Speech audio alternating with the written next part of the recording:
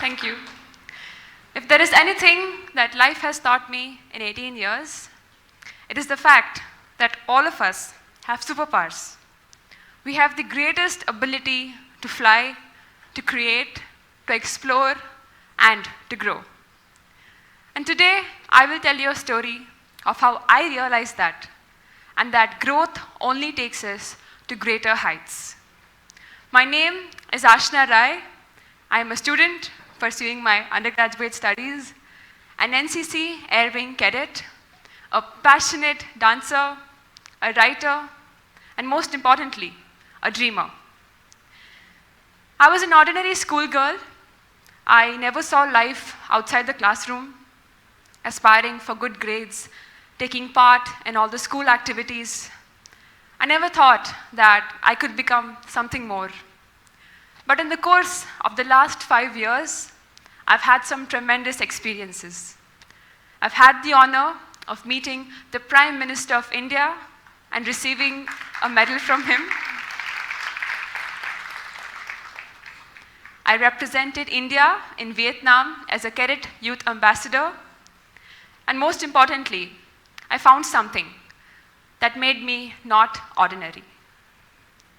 As a student who was new to India, my introduction to NCC began when I spotted my school seniors who were in the 8th grade. They were marching with so much energy in this beautiful brown uniform, in that torrid weather, in that merciless sun. They looked so smart when they walked from one end of the ground to another. It was then I decided, I want to join this organization. But I did not know the challenges that came with this decision.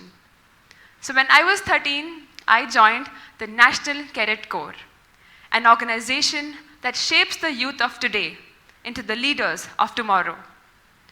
My days in NCC were filled with demanding experiences.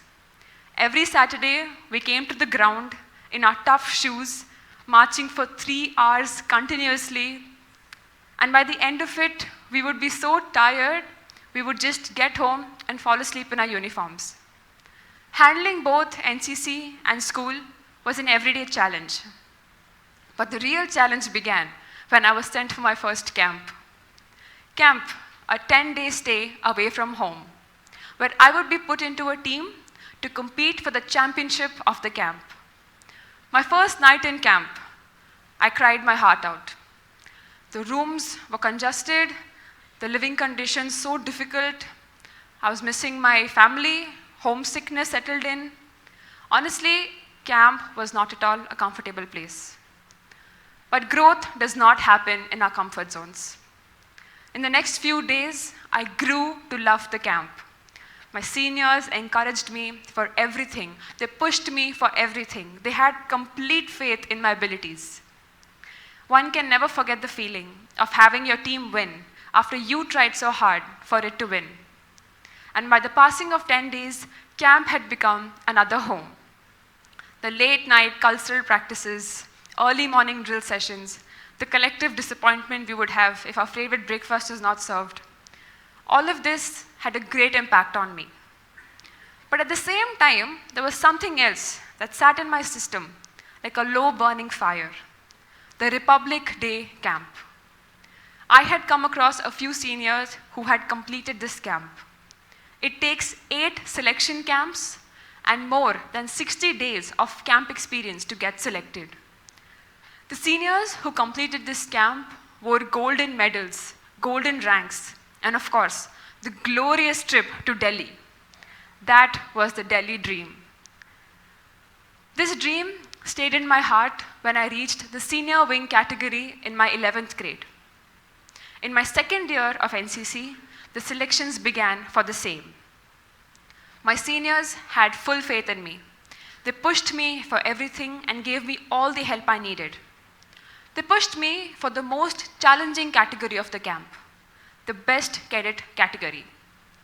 The first step to Delhi was to become Mangalore Group's best cadet through a series of 3 selection camps. It was so tough, I thought I will be rejected. It was so difficult, I honestly thought I'll be sent back home, and I felt so very out of place. but I was resilient. I didn't care how many nights I had to stay up studying, or how many days I would be sick, or how many days they would just push me to the very end of my limit. I just wanted to reach Delhi. That was the dream. And this dream came a little bit closer when I won the gold medal from Mangalore in the intercity competition or the intergroup competition. The first time I felt so proud at being part of something greater than myself. There was to be another 3 selection camps before I would be selected for Delhi, but this medal gave me a boost. It gave me that pride to be part of something greater than yourself and making your roots proud. When I had to come back from camp after IGC, I had to manage my studies and extracurricular activities that I had left behind. My parents were my biggest cheerleaders at home. They encouraged me for everything, made sure all my academic requirements are met. They knew that these experiences mattered to me. NCC does not have any gender bias. Any activity, we girls and we boys, we do it together. The uniform does not discriminate. We have been through the toughest of punishments, taking it all with a laugh, to the most glorious moments of winning. I have found a family in the people of NCC. They are my home, and I can count on them for anything. Every march, every parade, we do it together. And that is what makes the comradeship stronger. When I first came back from the Gulf, there were a plethora of changes that I saw. Life in India makes you independent. The easygoing mindset is not going to work here. You have to fend for yourself. You have to be street smart. There were so many changes within me as well. I was an extremely shy girl abroad. I hated going on the stage or even dancing. But in India, I found my wings to dance. I loved going for anything related to dance, shows, videos, choreographies, you name it. The dance studio became my home. But when NCC came into my life, dance had to take a backseat. The role of a senior in NCC is very demanding. It takes a lot of your time, effort, and emotional strength. But it gave me the role of a leader, something that my parents have been very happy with. Because when we came to India, the spirit of competition here was so much more higher. The grades were tougher to get, the activities were so much longer. But my parents encouraged me for it all. My father always volunteered to pick me from wherever I wanted to go to wherever I had to reach. I used to get up at 4 a.m., disturbing everybody in the house, waking them up, but they never minded. They pushed me for every activity, and they have stood by me through the toughest of times. Especially when I came back from camp, and it was difficult to cope up with life outside camp. Camp was my home, and it was emotionally draining to be in my college, because I was mentally still at camp, but the ordinary life started to feel like a maze. I was emotionally drained. But that is what NCC taught me, to be resilient in times of distress. I overcame a lot, and I gave my boards in a span of a month. This taught me the importance of embracing change. We are often so scared of change, and we are often so consumed in our own worries, we forget that our duties come first. As a senior, there were various responsibilities I had to cover. I was just a cadet participating in one camp, and now I had an entire camp to look after. I had my juniors I had to teach. I wanted them to be as capable I was. I wanted to teach them everything. I wanted them to be the best leaders they could be. Of course, this didn't come with challenges. I was an incredibly timid girl, very quiet, but as a senior, you have to command over an entire troop. And delegation and time management was what I used to manage them. Challenging times carve the strongest people. This is what camp is. This is what camp experiences give us. RDC culminates in a grand event, the PM's Rally, an event where dignitaries like the Chief of Army, Chief of Air, Chief of Naval, Chief of Defense Staff, Vice President, and Defense Minister come together on a single stage. It is truly magical and a truly humbling experience. That is why in that moment, when I was face to face with the Prime Minister, I honestly couldn't focus on the moment. All I could remember were the 50-odd practices we had to synchronize the timings. The stadium was filled, 3,000 people cheering and howling. I couldn't see anyone, I couldn't hear anyone. The moment was so short for me. But when we left that podium and went backstage, that is when it hit me like a truck. I had gotten to the PM's baton and I shook hands with him. I hugged my seniors, my family, my friends. The moment was extremely short and it felt like a dream. And that is why I realized what a dream it was when I came back to Mangalore. People showered me with congratulations, compliments, events, invites.